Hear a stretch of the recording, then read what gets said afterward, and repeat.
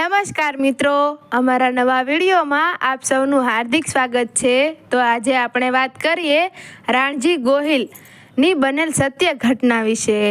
ઊંચી ભેખડો ઉપર ઊંચો કોટ ઊભો છે અને એને ડાબે જમણે પડખે બે નદીઓ ચાલી જાય છે। કિલ્લાને વીંટી વળીને તરત જ્યાં બે નદીઓ ભેળી થાય છે ત્યાં પહોળો પટ જામી પડે છે। નદીની ઉપરવાસે આથમણી દિશાના આઘા ઝાડવા વચ્ચે રોજ જ્યારે રજ્યો રડતી હોય, કંકુડા ઢોળાતા હોય, માથે સાંદો ને સાંદરણું નીતરતા હોય, ત્યારે પણ કિલ્લો તો કોઈ ધૂંધળીમલ જેવો ધૂંધળા વર્ણો અને એકલવાયો જ પડીને ઊભો હોય છે। હજુ પણ એ ઊંચા કિલ્લાની દિવાલને ઘસીને નદીઓ ચાલી જાય છે। કિલ્લામાં નકશીદાર ગોખ કંડારેલા ને રાણીઓને નદીની ક્રીડા નિરખવા માટે જુક્તિદાર ઓરડા બંધાવેલા છે। હજુ એકવાર એ રવેશમાં ઊભા રહીને નદીના પટ ઉપર સમી સાંજની પનિયારીઓને નિરખીએ, ગરાસિયાના ઘોડા ખેલતા ભાળીએ, જુવાનોની કુસ્તી જોઈએ, ચારણોના છંદો અને કુમારિકાઓના વૃંદના રાસડા સાંભળીએ, ત્યારે કાળ સમો વરસ પાસો ખસી જાય અને એ વિલાસી રાજા રાણજીના હાસ્ય કલ્લોલ તથા રાણીઓના કરુણ રોણા કાને અથડાય છે। એ ગામમાં રાણપુર એ બે નદીઓ સુખભાદર અને ગોમા, રાણજી ગોહિલે બંધાવેલો એ કિલ્લો એ તે કિલ્લો કે ક્રીડા મહેલ। રાણજી વિલાસી હતો, કહે છે કે એને 84 રાણીઓ હતી।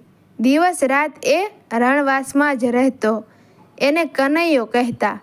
બ્રાહ્મણોના ભૂલાવ્યા એ રાજાને એવો નિયમ હતો કે કદી મુસલમાનોનું મોં ન જોવું। એક દિવસ જૂનાગઢના દાતારની જાત્રા કરીને એક મેમણ ડોશી અને એનો દીકરો પાછા અમદાવાદ જતા હતા। રસ્તામાં મા દીકરો રાણપુર રાત રહ્યા। સવાર પડ્યું, રાજા પૂજા કરતા હતા તે વખતે નદીના બહોળા પટમાં એ ડોશીના બેટાની બાંગ સંભળાઈ। બ્રાહ્મણોએ રાજાજીને સમજાવ્યું કે આ યવનના અવાજથી પૂજા ભ્રષ્ટ બની। રાજાને કુમતી સૂજી એ બાળકનો એણે શિરચ્છેદ કરાવ્યો।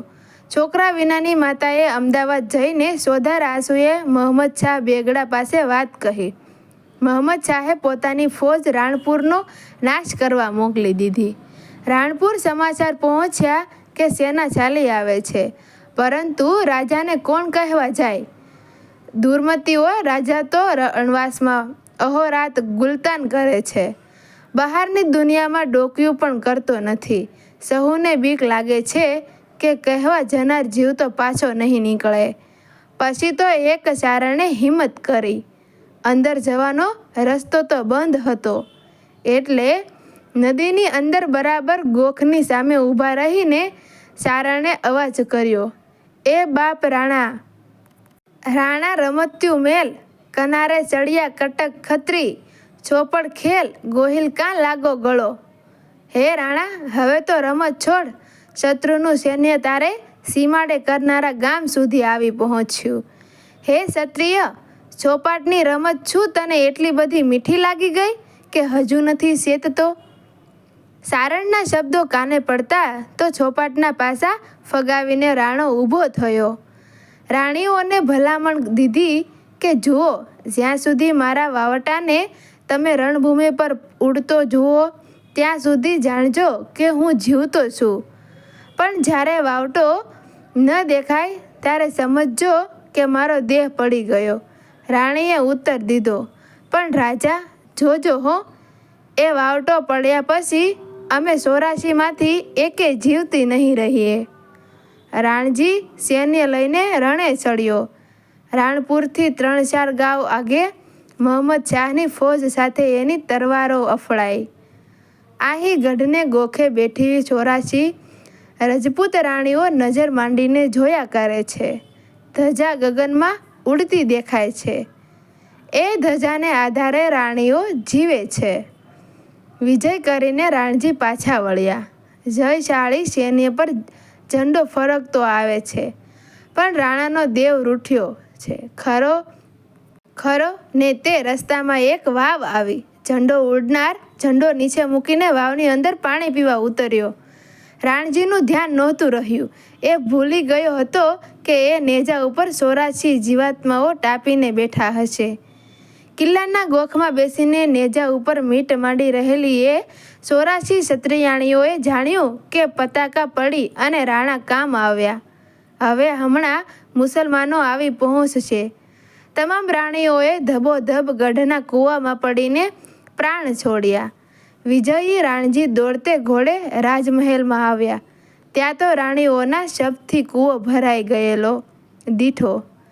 એનો સંસાર એક પળમાં વેરાન બની ગયો. હવે જીવીને શું કરવું છે એમ વિચારીને એ પાછો વળ્યો. મુસલમાન ફોજ અમદાવાદ તરફ પાછી જતી હતી એમાં પહોંચ્યો ને યુદ્ધ કરતાં કરતાં મરાયો. મુસલમાન ફોજ રાણપુર આવી. કિલ્લો હાથ કર્યો.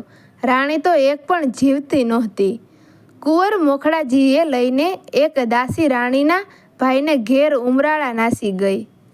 હજુય જાણે એ રાજમહેલના ખંડેરમાં 84 મુખોના કલકલ હાસ્ય ધ્વનિ ગાંજે છે.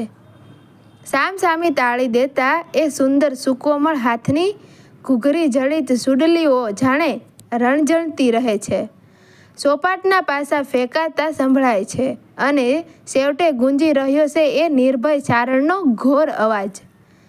કટક રાણા મૃત્યુનું મેલ કનારે ચડિયા ખત્રી ચોપડ ખેલ ગોહિલ કાં લાગો ગળો. અને એ પહોળો કૂવો 84 સુંદર પ્રેત છું રાત્રિએ ત્યાં હિબકા નહીં ભરતા હોય. આ જે કિલ્લાની નદી તરફની આખી દિવાલ મોજૂદ છે. અંદરના ભાગમાંથી ધોબી લોકો છીપરા કરવા માટે સુંદર લાંબા પથ્થરો ઉપાડી જાય છે. પૂર્વ દિશા પર દિવાલ વિનાનો એક જ દરવાજો ઊભો છે. એ દરવાજાના કમાડ પડી ગયા છે. કમાડ પર ઘસો ચોમાસા વરસી ગયા પણ હજુ લાકડું સળ્યું નથી. બાકી બધું છિન્ન ભિન્ન છે. મિત્રો, વિડીયો ગમ્યો હોય તો વિડીયોને લાઈક કરજો, શેર કરજો અને અમારી ચેનલને જરૂરથી સબસ્ક્રાઈબ કરજો. Thank you.